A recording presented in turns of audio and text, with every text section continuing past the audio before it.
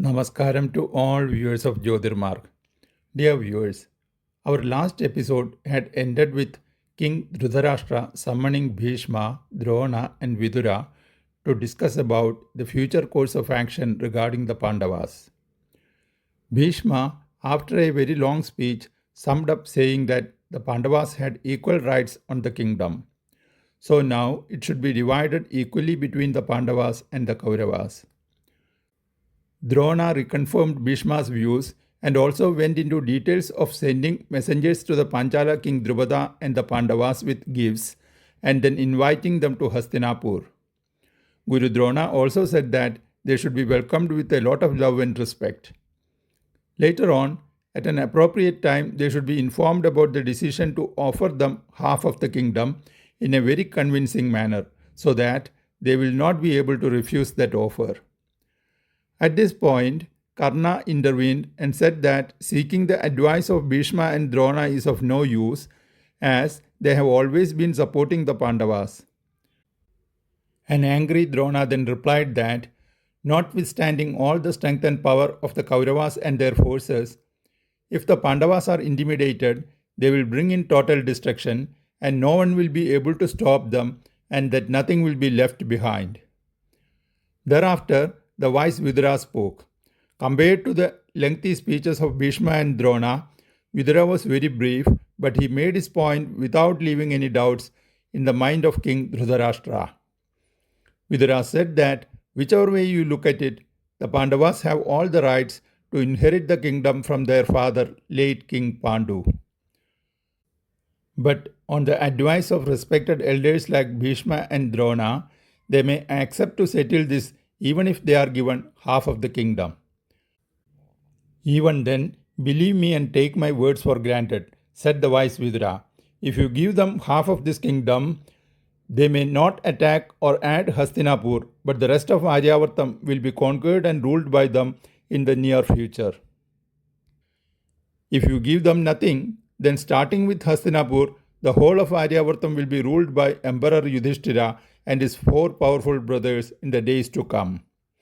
And remember, the late King Pandu and King Drupada were very close friends. Drupada and all his allies are now on the side of the Pandavas. Beyond all this also, Drupada has a grudge against Hastinapur. So, that wise and powerful Panchala king will be waiting for an opportunity to seek revenge. Then there is Vasudeva Krishna, Vidura continued.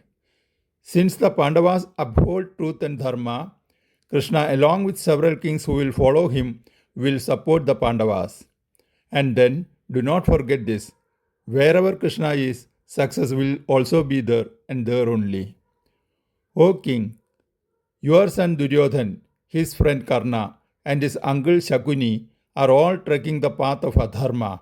And I had told you long back that Duryodhan's selfish and sinful acts will mark the end of your rule and your kingdom. Your karma, which will be your choice, will now decide the future of the Kuru race. A peaceful existence or mass destruction, which will end your rule and all that is yours. Listening to the words of Bhishma, Drona and Vidura, Dhrutarashtra said that what they have spoken is the truth and then asked Vidura to go to the Panchala kingdom and to bring the Pandavas along with Draupadi and Kunti to Hastinapur with all due respects. Accordingly, Vidura reached the capital city of the Panchalas and met King Drupada and the Pandavas, Kunti and Draupadi, and also Vasudeva Krishna, who had arrived there to visit the Pandavas. They all welcomed the wise Vidura with utmost respect and made him feel happy and comfortable. Vidura then addressed them and conveyed regards and greetings from King Dhrutarashtra and the Kurus. Thereafter, the immense wealth and gifts which he had brought with him was presented to Drupada and his family members, and then to Vasudeva Krishna, and then to the Pandava brothers Kunti and Draupadi. Vidura also spent much time with the Pandavas as they were meeting after a very long time. Then, at an appropriate time, when they were all together, Vidura conveyed the message from Dhrutarashtra inviting the Pandavas to come back to Hastinapur. Addressing King Drupada, Vidura then asked for his permission to take the Pandavas to Hastinapur with him. Drupada said that ultimately it is the decision of the Pandavas only, and also said that Krishna should tell them what is appropriate for them to do.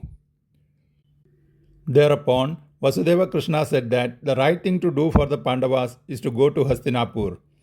Yudhishthira also agreed, and thereafter, with the blessings of Lord Krishna and Drupada and all other elders and well-wishers, the Pandavas, Draupadi, Kunti and Vidura started their journey back to Hastinapur.